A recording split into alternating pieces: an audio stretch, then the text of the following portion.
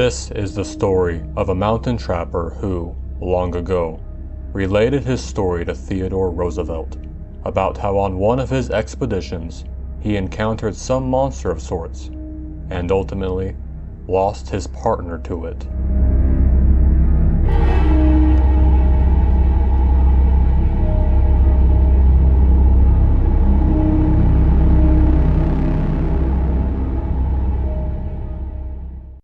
Frontiersmen are not, as a rule, apt to be very superstitious. They lead lives too hard and practical, and have too little imagination in things spiritual and supernatural. I have heard but few ghost stories while living on the frontier, and those few were of a perfectly commonplace and conventional type. But I once listened to a goblin story which rather impressed me. A grizzled, weather-beaten old mountain trapper named Bauman, who, born and had passed all of his life on the frontier, told the story to me. He must have believed what he said, for he could hardly repress a shudder at certain points of the tale. But he was of German ancestry, and in childhood had doubtless been saturated with all kinds of ghost and goblin lore, so that many fearsome superstitions were latent in his mind. Besides, he knew well the stories told by the Indian medicine men in their winter camps of the snow walkers and the specters, the formless evil beings that haunt the forest depths, and dog and waylay the lonely wanderer who after nightfall passes through regions where they lurk. It may be that when overcome by the horror of the fate that befell his friend, and when oppressed by the awful dread of the unknown, he grew to attribute, both at the time and still more in remembrance, weird and elfin traits to what was merely some abnormally wicked and cunning wild beast.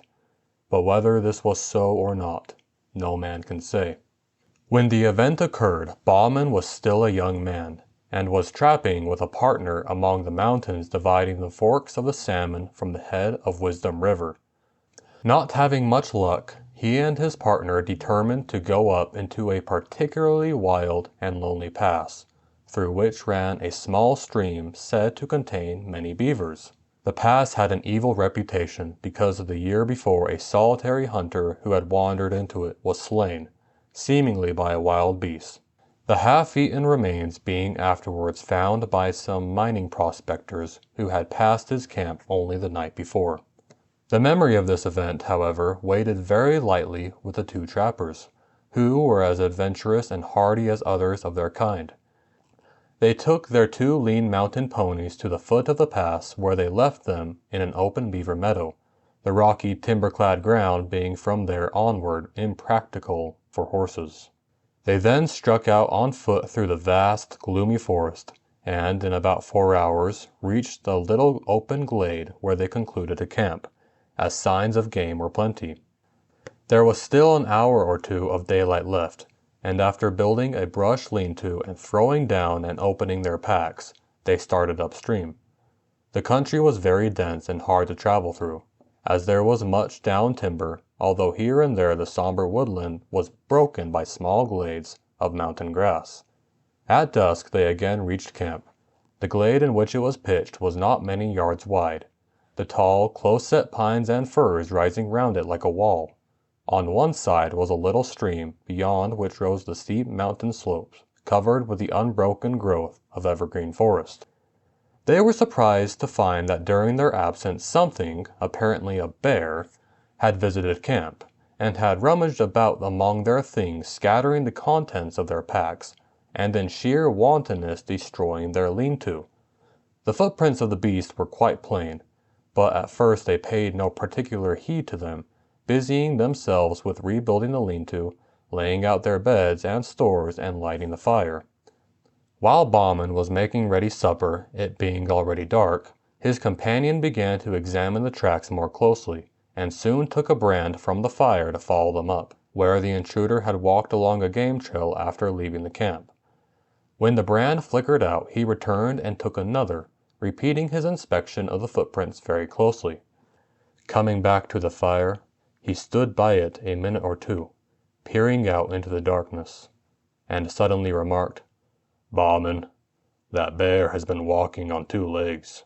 Bauman laughed at this, but his partner insisted that he was right, and upon again examining the tracks with a torch, they certainly did seem to be made by 2 paws or feet. However, it was too dark to make sure. After discussing whether the footprints could possibly be those of a human being and coming to the conclusion that they could not be, the 2 men rolled up in their blankets and went to sleep under the lean-to. At midnight Bauman was awakened by some noise, and sat up in his blankets.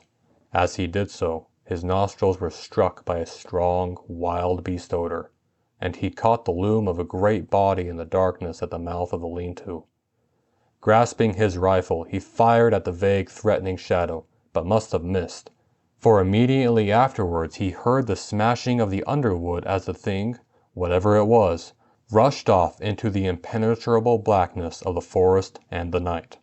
After this the 2 men slept but little, sitting up by the rekindled fire, but they heard nothing more. In the morning they started out to look at the few traps they had set the previous evening and put out new ones. By an unspoken agreement they kept together all day, and returned to camp towards evening. On nearing it they saw, hardly to their astonishment, that the lean-to had again been torn down. The visitor of the preceding day had returned, and in wanton malice had tossed about their camp kit and bedding, and destroyed the shanty. The ground was marked up by its tracks, and on leaving the camp it had gone along the soft earth by the brook. The footprints were as plain as if on snow, and, after a careful scrutiny of the trail, it certainly did seem as if, whatever the thing was, it had walked off on but 2 legs. The men, thoroughly uneasy, gathered a great heap of dead logs and kept up a roaring fire throughout the night, one or the other sitting on guard most of the time. About midnight the thing came down through the forest opposite, across the brook, and stayed there on the hillside for nearly an hour. They could hear the branches crackle as it moved about, and several times it uttered a harsh, grating, long-drawn moan, a peculiar, sinister sound. Yet it did not venture near the fire. In the morning the 2 trappers, after discussing the strange events of the last 36 hours, decided that they would shoulder their packs and leave the valley that afternoon. They were the more ready to do this because, in spite of seeing a good deal of game sign, they had caught very little fur. However, it was necessary first to go along the line of their traps and gather them, and this they started out to do. All the morning they kept together, picking up trap after trap, each one empty. On first leaving camp they had the disagreeable sensation of being followed.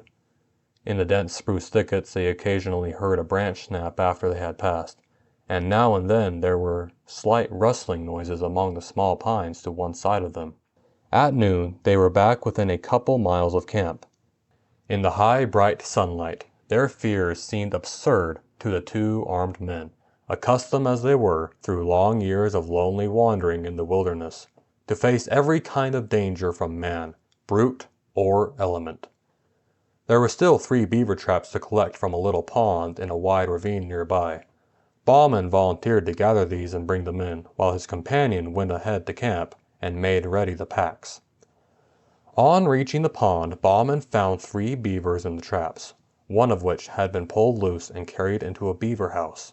He took several hours in securing and preparing the beaver, and when he started homewards he marked, with some uneasiness, how low the sun was getting. As he hurried toward camp under the tall trees, the silence and desolation of the forest waited on him. His feet made no sound on the pine needles, and the slanting sun rays, striking through among the straight trunks, made a gray twilight in which objects at a distance glimmered indistinctly. There was nothing to break the gloomy stillness which, when there is no breeze, always broods over these somber primeval forests. At last he came to the edge of the little glade where the camp lay, and shouted as he approached it, but got no answer. The campfire had gone out, though the thin blue smoke was still curling upwards. Near it lay the packs wrapped and arranged. At first Bauman could see nobody, nor did he receive an answer to his call. Stepping forward he again shouted, and as he did so his eye fell on the body of his friend stretched beside the trunk of a great fallen spruce. Rushing towards it, the horrified trapper found that the body was still warm, but that the neck was broken, while there were 4 great fang marks in the throat. The footprints of the unknown beast creature, printed deep in the soft soil, told the whole story. The unfortunate man, having finished his packing, had sat down on the spruce log with his face to the fire and his back to the dense woods, to wait for his companion. While thus waiting, his monstrous assailant, which must have been lurking in the woods, waiting for a chance to catch one of the adventurers unprepared, came silently up from behind, walking with long, noiseless steps and seemingly still on 2 legs. Evidently unheard, it reached the man and broke his neck by wrenching his head back with its forepaws, while it buried its teeth in his throat. It had not eaten the body, but apparently had romped and gamboled around it in uncouth, ferocious glee, occasionally rolling over and over it, and had then fled back into the soundless depths of the woods. Bauman, utterly unnerved and believing that the creature with which he had to deal was something either half human or half devil, some great goblin beast, abandoned everything but his rifle and struck off at speed down the pass, not halting until he reached the beaver meadows where the hobbled ponies were still grazing. Mounting, he rode onwards through the night until beyond reach of pursuit.